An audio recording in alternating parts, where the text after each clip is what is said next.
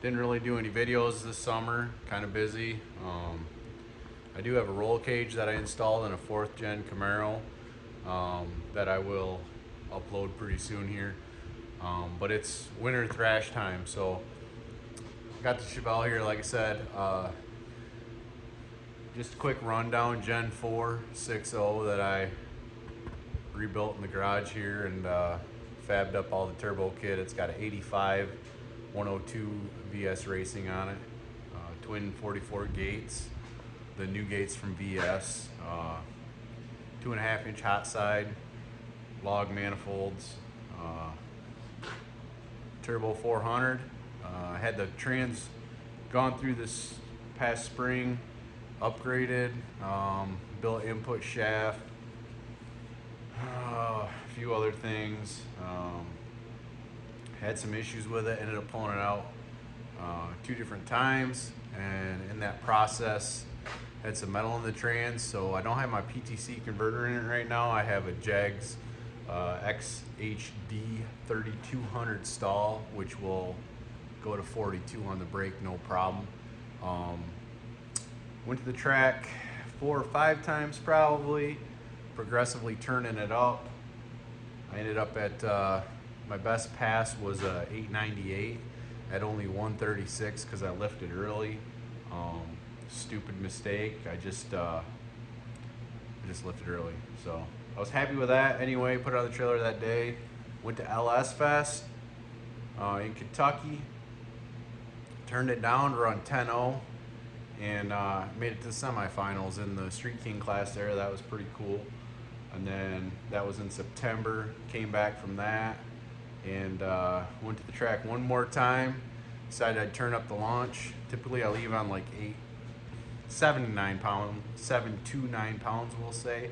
It's just got a 3-port Mac valve on it. I don't have CO2 or anything, but decided to turn it up. Built a table in the Holly to pull timing, and I tried to leave on 12 pounds, and rear end broke before this. I think before the 60-foot mark. It would, so it still cut a 132.60, which is my best 60 foot has been a 132. But I think it broke before the 60-foot mark, so pretty sure it ripped some teeth off the ring gear. It's got a 12 bolt in it, 331 factory GM gears out of a 68 Chevelle I bought on Marketplace. So I have a 31-inch tire on it, so I'm actually gonna go with a little bit more gear. So I bought a 350 Yukon set for it and a new set of Timken bearings, but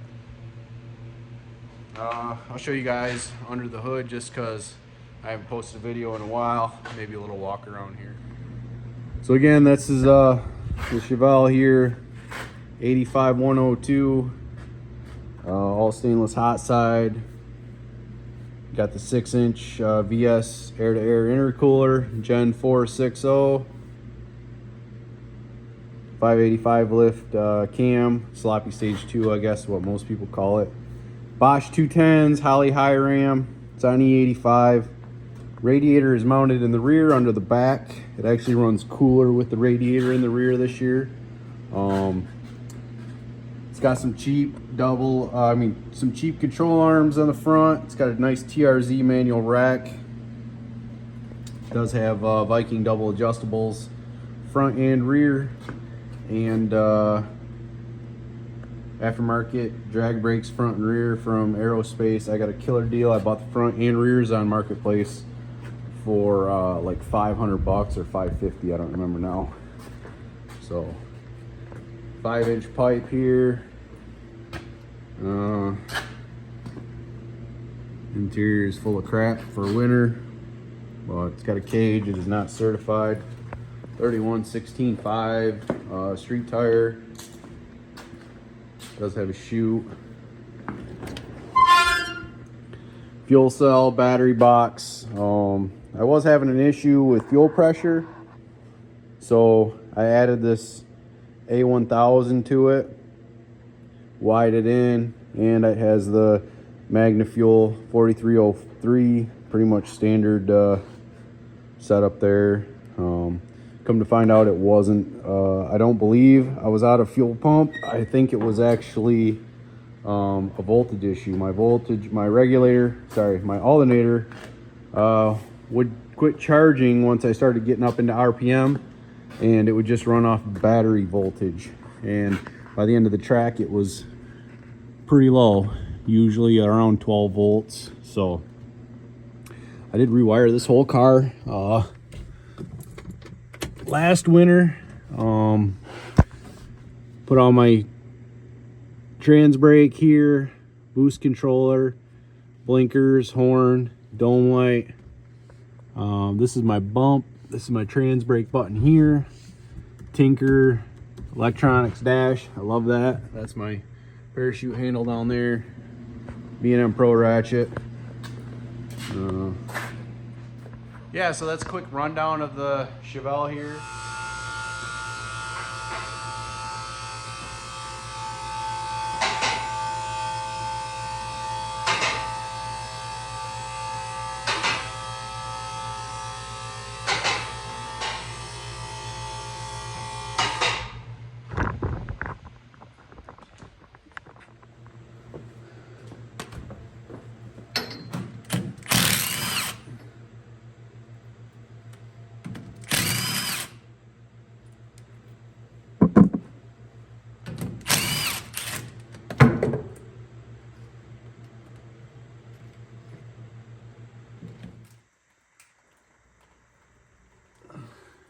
Oh, crap. All right, so, yeah.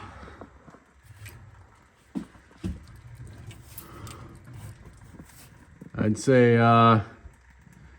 it's broken. Wow. I'm sure a lot of this damage is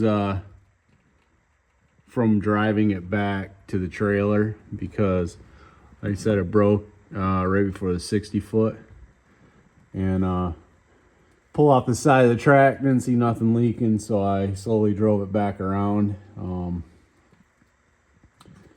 loaded it on the trailer.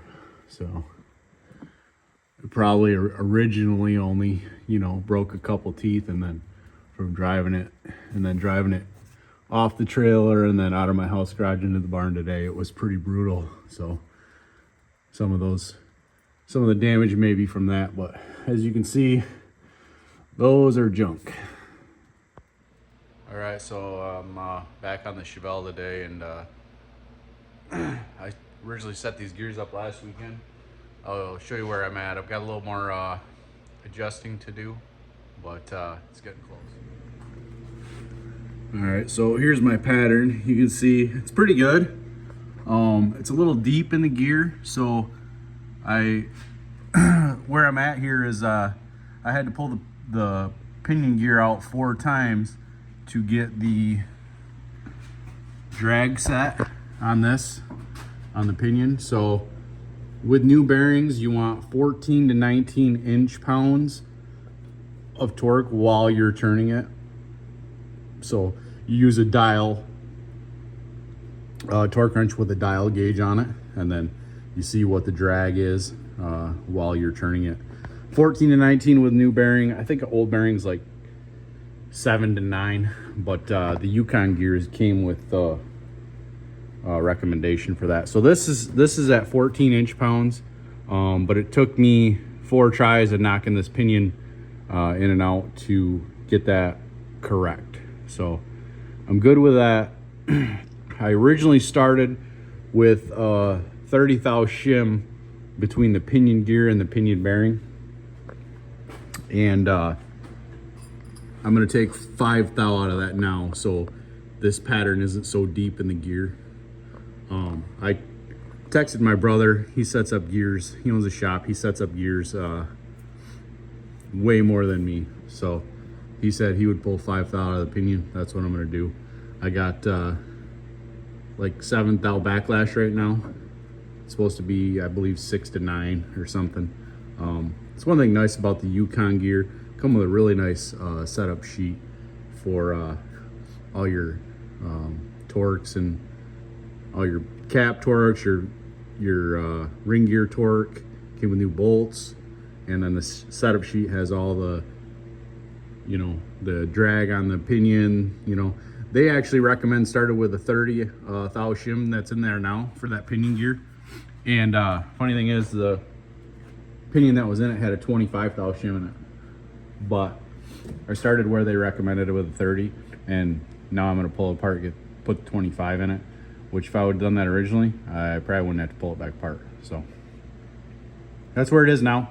I'll pull that apart, change that pinion shim gear to, or pinion shim to 25 thou, put it back together, reset the backlash, and then show you guys a pattern.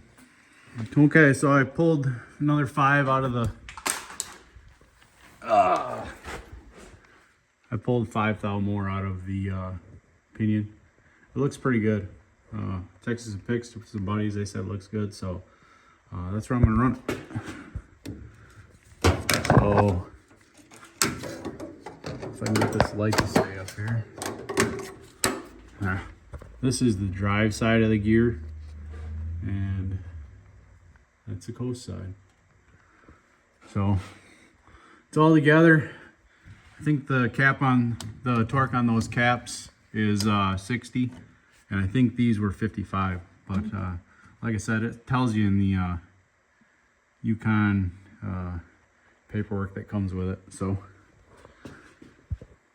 freaking sweet. Put the pinion seal in before I put it back together.